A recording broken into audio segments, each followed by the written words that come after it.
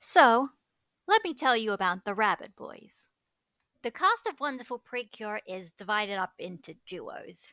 The very first Precure series consisted of a duo, and they often revisit the theme every few seasons, because what's more interesting than one magical girl? Two magical girls who have to learn to work together and trust each other to do the whole magical girl thing. It's kind of what makes Precure stand out from any of the other sort of magical warrior girl shows.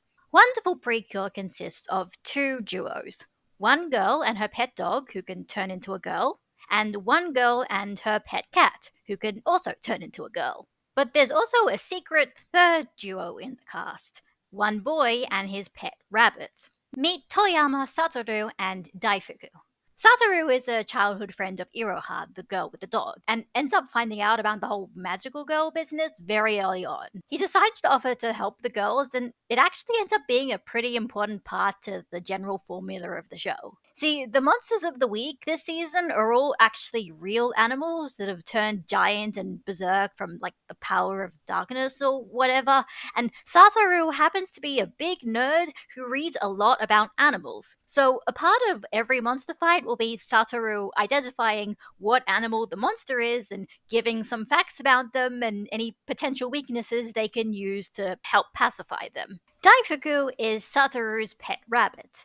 And unlike the dog and the cat, he doesn't have the ability to speak or turn into a human. He still has awareness of what's going on, but given that he is a literal rabbit, there's not much he can do besides stamp his little feet to direct people's attention somewhere if they've missed something. He's basically just there to show that Satoru takes the whole caring for animals thing very seriously and to look cute. But what's fun about Satoru and Daifuku is they are very much part of the main cast.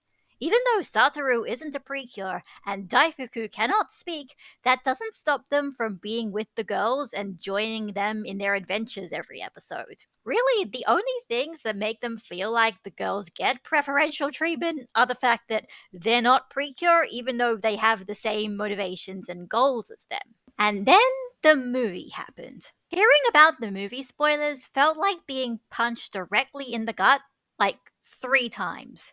Because there are 3 things that happen in the movie that weren't in the TV show up until then.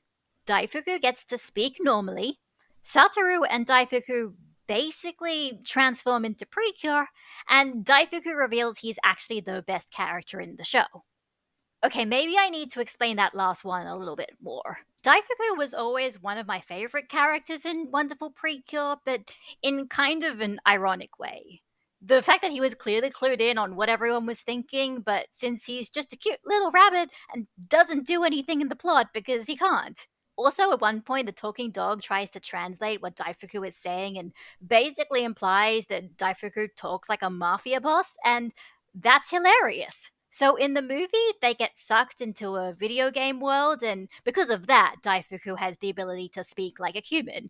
And they build off that one joke and make his personality be that he's this cool older brother type of character, which is just really funny. Even in his human form he gets later, he looks quite young, but he still acts like the older brother who has all of the life experience and takes everything in stride. I think they call this gap moe, that there's this big gap between what Daifuku's appearance is like and how he acts, and it makes the whole thing really cute and also quite endearing. Oh, and also, in the movie, he's voiced by Yuichi Nakamura, who you're probably most familiar with because he's the voice of Gojo in Jujutsu Kaisen. You know, that white-haired guy who everybody told you was really hot and like a total badass, and that's what convinced you to watch JJK? Yeah, that guy, that voice, is the voice that comes out of a cute little bunny rabbit. Or a cute little bunny rabbit who's turned into what looks like a 12-year-old boy. The contrast is just so good. So he's funny, he's confident, he's got an attitude, and when you go back to the TV show, all you really see of him is him, like, eating grass, which somehow makes it even funnier. This is like the best character they have ever come up with, and it wouldn't make sense to keep the punchline that's so brilliant locked to the movie only. The fans love him too. They made keychains of his human form for the movie, and it, like, got sold out within the first day, and I've seen so much great fan art of him. And even back in the TV show, since the movie came out, Daifuku has had some great moments. Like the time that the magical unicorn translated for him after Satoru confessed to his crush and told Daifuku about it, and Daifuku was like, "Oh, so you finally said it, Satoru. I always thought you should just hurry up and tell her." And he says all this while he's grooming himself. Or when Satoru goes on a date with said crush and the talking sheep with a gay crush on Satoru tries to stalk the date and Daifuku beats the shit out of him with his little rabbit feet. It's incredible. They would be kicking themselves if they didn't give Daifuku more appearances. The other big thing about the movie is Satoru and Daifuku basically getting to be Precure, because it is the one weird glaring omission when you're just looking at the show casually. Satoru comes to the big action scenes along with the girls. The girls go and transform into Precure, and he just kind of sits there and occasionally spouts animal facts. Which is still a valid role, mind you. The story does not treat him like a joke or act like he's any less valuable to the team, but you just feel like, man, this guy is working his butt off trying to catch up to the girls who have magical powers. Like, can you throw him a bone? Or whatever rabbits eat, I guess. He's rabbit themed to match Daifuku. And if Satoru becomes a Precure, Daifuku would too, because it's all about the bond between humans and animals. And that would also mean that we get more of Daifuku speaking and his incredible attitude, and it just feels too perfect to not happen eventually. And yeah, in the movie, it does happen. It's apparently very quick, and they don't have Precure names in the merchandise that have them in those forms, so they're not considered actually Precure yet, but they've got designs. The designs kind of match the rest of the cast and everything. They feel like they fit perfectly into this series, so why wouldn't it happen in the TV show? My guess is it's because Precure is aimed at girls and they're boys. That's not to say that there's a rule saying that boys can't be Precure. In fact, that rule was broken just last year with Cure Wing. But at the very least, they're probably less marketable. I think if I was like 4, I would rather buy a toy of a girl rather than a boy. Even Cure Wing was actually a little bit more limited with what kinds of merchandise they made for him. Like, they always make costumes for children of all of the Precure, but Wing actually didn't have one until a parent complained about it on Twitter, and then it went viral, and then they conveniently said they would start selling some on Premium Bandai, which is Bandai code for we can make them, but we have no idea how much stock to make, so we're just going to be accepting pre orders only. Anyway, I got a bit sidetracked on Precure history there. The point is, if this was any other show, Satoru and Daifuku would be Precure ready. The only reason they're not is because they didn't want to waste shelf space on magical boys, because magical girls have a much bigger market and they could probably sell more. Why settle with some of the money when you could get more of the money, you know? But the fact is, it did happen in the movie, and people loved the movie. It became like the second highest grossing Precure movie of all time, only beaten out by the big 20th anniversary nostalgia crossover movie.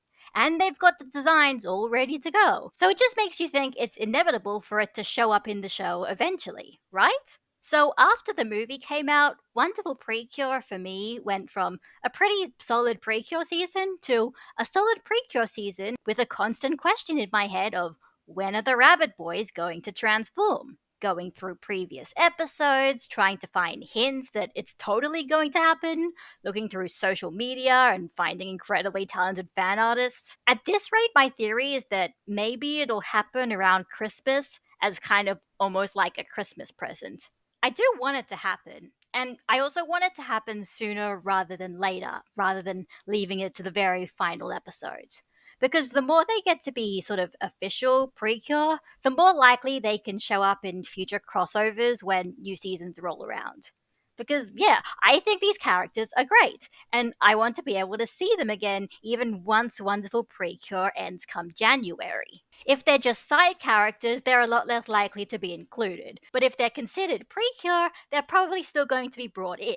Anyway, that's been my hyperfixation for the past, 2 months.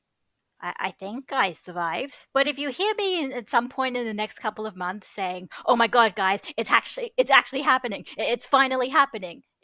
It's probably going to be referring to these guys. Anyway, did you know that Wonderful Precure is officially streaming on Crunchyroll if you want to check it out? Even if you're not obsessed with the Rabbit Boys like I am, there's still another 4 girls that you might get attached to.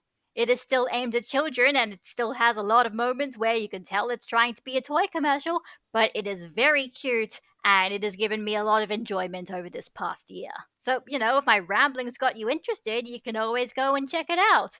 And if you're not interested and you don't know why I'm obsessed with it, that's fine too. We're all different people. I just needed to get this stuff out there because it has been bottled up in my head for 2 months and I never thought about making a video about it until now because I guess I didn't have the excuse of having a toy to unbox. So, maybe if something happens, you'll be able to hear my telepathic fangirl screams from wherever you guys live at the moment. But either way, that's what I've been doing lately. I hope you guys have all been doing well, and I'll see you next time.